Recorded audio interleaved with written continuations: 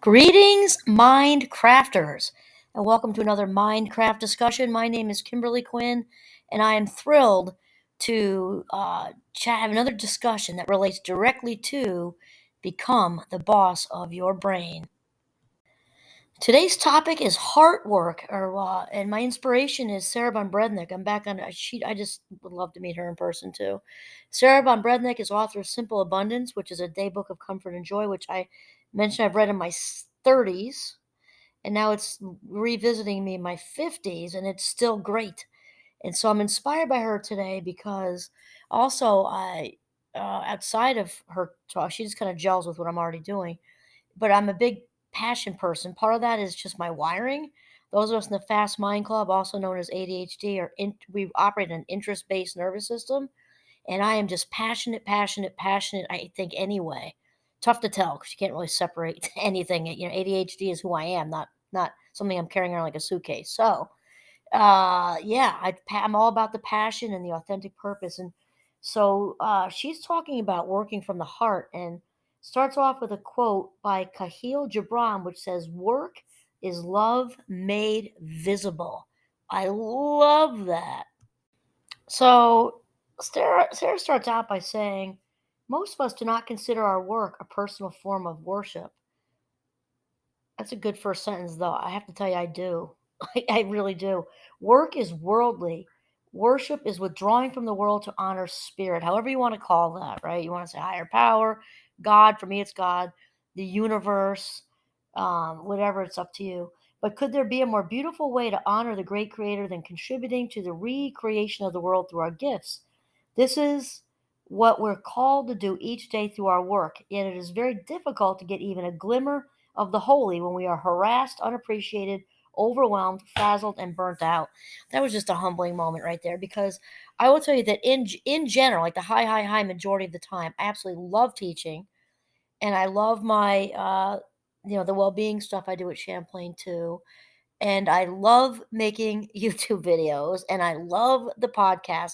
The reason it is the common denominator there is it's all about um, po- education, specifically towards enhancing people's lives, their well-being, and seeing their own value and living their best life.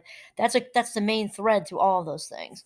And so this is why it's interesting, because she says most people don't consider it, but I do, and I'm not saying it from a braggy place. I don't even like people like that. I'm just saying I really do feel that way, and when I do my morning ritual, every day, unless there's a fluky thing where I'm, not, because I every day, and a gratitude journal, and when I go out in the woods with Giovanni, I do my whole thing, my whole prayer thing, and then I say, "How can I be of service?" I'm not making that religious. You can make it whatever you want. I'm just talking about how can I, as a human being, be a good human being to somebody else who might need it today. It doesn't have to be in the parameters of religion at all. However, it is spiritual, because we are all connected, and it's kind of like in the reality, as far as being on the track to authenticity, mind crafting, living your best life, isn't going to happen if a person does not get, and again, we're not making about religion, organized anything, that we are all part of one big divine loop. We are walking energy, as Wayne Dyer says. We are spiritual beings having a human experience, and not the reverse. So I like how she's incorporating this energy, this spirituality into work, because I also just did a thing not that long ago, maybe a few weeks ago, on work life integration versus work life balance. And this kind of fits there, because we're not walking around in little boxes like here, this little box that's showing up to work today is solely an employee. I left being a wife and mother of five at home for a while. And so, in no way will I think of them all day. I mean, that's crap. Of course I am. I think about them every day. And I'm not going to think about my husband today. That's crap too. Of course I do. And it's something, and that's when everything's going well. So imagine if somebody's, and I'm not even saying a catastrophe, just maybe, they're starting to feel some not so goods with the partner, and it might be the end of it, and they're sad, and it might not be a crisis, but how do you shut that stuff off? You just don't. And so to think of this as also a personal form of worship, and what gift am I bringing today, is also good. Like, we're not in little boxes. Our spiritual box and our mental box and our physical box, throw in one big box, intertangled together. They're not separate. And I think finally, places of employment are finally starting to get that. Okay, so I chased a little squirrel there just then, but I do that, so we're just gonna roll with it. So the other thing is when I was saying the humbling moment is, she says this is what we're called to do each day in our work, and called by whoever that is for you. Again, the universe, God, source, higher power. And then when she said it's difficult to be in this spiritually fulfilled place when we're not being appreciated and we're feeling it maybe even harassed. She uses the words overwhelmed, frazzled, and then burned out. Burned out's like the far end of that. When good people cease to care anymore because they've been overworked, underpaid, probably, and unappreciated. And so we may not be as thrilled to get in the car and go to work and feel it like it's all this for the spiritual form of worship when the people around us aren't necessarily treating us very well, or it's a combination. Maybe there's a low budgeting situation which isn't necessarily the managerial a fault there, or there's just cuts, and who knows, it doesn't have to necessarily be a faulting situation, but it doesn't matter because we feel how we feel. So if we're feeling unappreciated, feeling frazzled, maybe underpaid, and overwhelmed and burnt out, well, that's how we feel. We feel how we feel. And I get what Sarah's saying. It's tough to think of it as being of service, and that if it's not lifting us up, because when we give mindfully, we are recharged. As a huge charge when we give mindfully. It's when we get wrapped up in giving mindlessly do we feel depleted and drained. So very important, because one is authentic and one is of the ego, and they're different. So then she says, Marianne Williamson believes that the workplace is, quote, but a front door for a temple, a healing place where people can be lifted above the insanity of a frightened world, end quote. Once when she was working as a cocktail waitress, years before she answered a calling to become a spiritual guide and writer, she realized that people only thought they were coming to a bar for a drink. Really, the bar was a church in disguise, and she could minister to people with warmth, conversation, and compassion. I love this. I read it back in my 30s, and now I'm just like revisiting. Wow. And then she says, quote, no matter what we do, we can make it our ministry. She writes in her illuminating, oh, I own this book, actually. A Return to Love, Reflections on the Principles of A Course in Miracles. And then the quotes again, no matter what form our job or activity takes, the content is the same as everyone else's. We are here to minister to human hearts. If we talk to anyone or see anyone or even think of anyone, then we have the opportunity to bring more love into the universe. From a waitress to the head of a movie studio, from an elevator operator to the president of a nation, there's no one whose job is unimportant to God. I love that. Again, you can turn God into the universe if you want. The idea is not to be preachy. I don't even do that. I don't even like people who do that. For me, it's God, but the universe works. I use that. I use that all the time. It's just the divine energy that connects us all, the creator of all things. You want to say that, and this is so true. And I actually am hyper aware of this during the day because there are so many good, kind people everywhere. I happen to love the folks who, they're almost all women. This happens to be at our local grocery store here, and they give me such a lift. They dress up for St. Patrick's Day. They really get dressed up for Halloween. They're pleasant. They're kind. They ask about you, and and also the ladies. And we live in a very small town. That's actually the town next to us, but there's both small towns, and the ladies at the bank, it's just such a lift, and I don't think it. Oh, and my dentist loves being a dentist, like, he's ecstatic. He's got a whole story from when he was a teenager. He had some kind of genetic thing with his teeth that he never felt like he could smile, and he just decided at 15 he was gonna not have anybody have to have that and I mean, there are fulfilling people all over the place, and they don't need to be in the Peace Corps. That already that was 3 examples of the grocery store, the bank, and a dentist. And I'm just so aware, but I guess because I love people so much, I love listening to their stories. But all of it is healing. All of it gives us a lift, even if it's the slightest lift. That is being of service. That's being of service. We can give a lift back by saying something. And it's just really the goes around, comes around karma train thing. And it's really all quite good. And also told a story about my friend Doug. from years ago. Oh my gosh. My husband and I were just married. Um, no, not just married, sorry. Married with 4 out of the 5 kids, and they're only about 2 years apart, so I was at home and loving it and everything, but quite busy. We were not able to save much money, obviously, with 4 kids. And we had a couple hiccups with credit and things like that way back when, trying to do the best we could.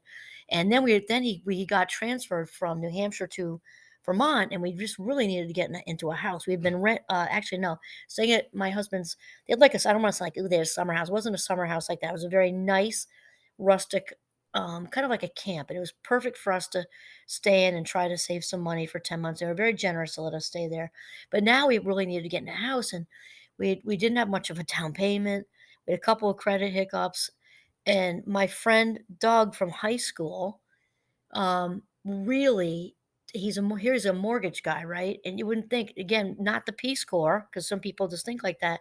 He literally was the vehicle for working a miracle. Given we only had one income because I was home, credit hiccups, and very little money saved, and we had to get a hotel to to come look at the house and everything like that. And he just pulled every string he had to help us, and it took a lot of his time, extra time, and everything because of the various things at play. And so that's just my example of talk about.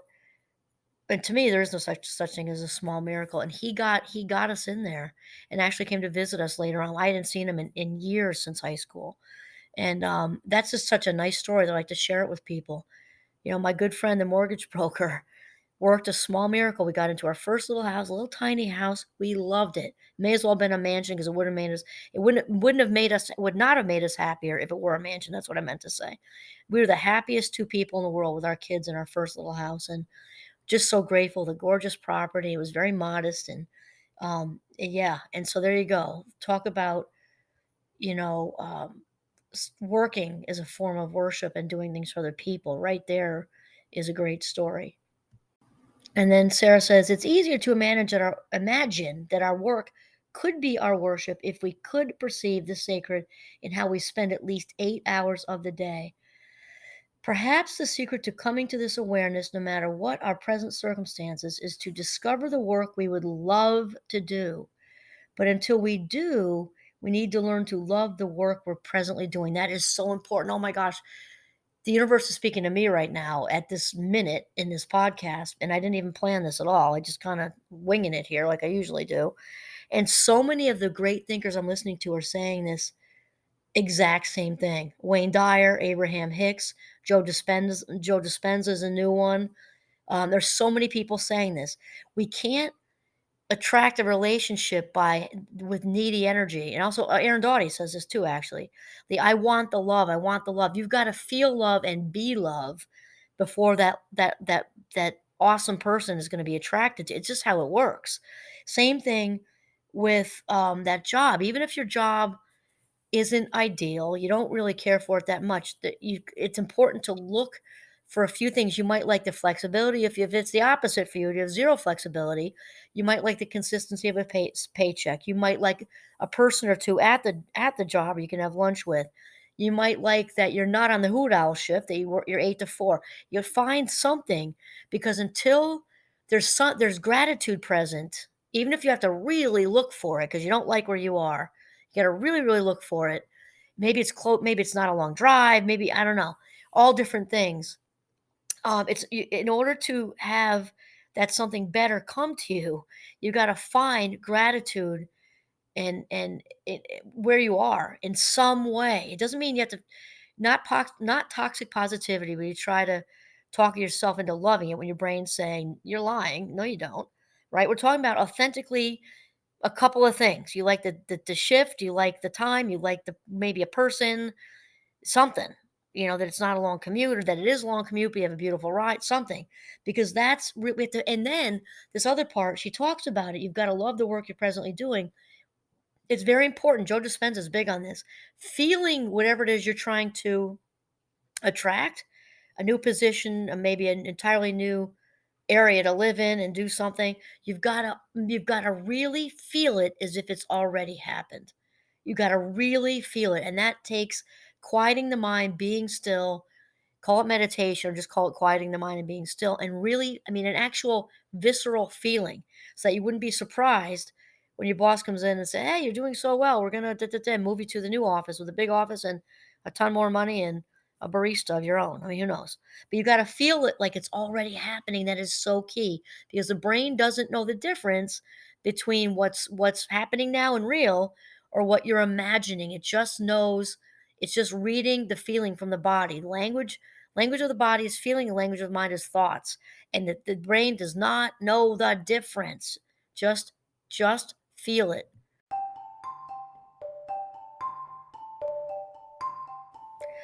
So then Sarah Von Bradnick, author of Simple Abundance, says today you can begin to transform your workplace and your working style by considering how much you have to be grateful for. If you have a job, even when you dislike, oh, she said this or we said this, it's a safety net and you take a deep leap of faith toward authenticity. If you're out of work, the path already has been cleared for you to answer your authentic calling. Okay, a benefit to being unemployed, that's for sure.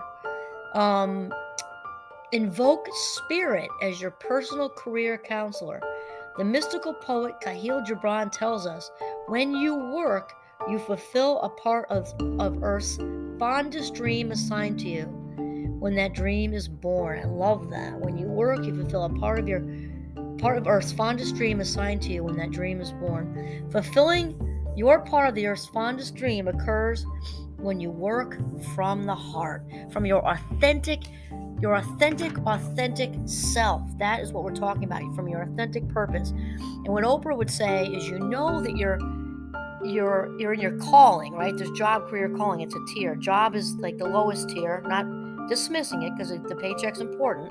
Career, a lot more to that. Longer lasting happiness involves a lot more. And then calling is what we're put on this earth to do. And the way to figure that out is to listen to that inner voice.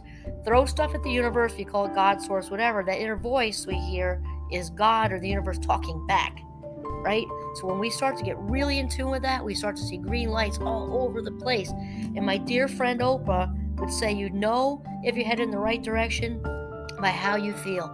It just feels so right. Okay, that is it.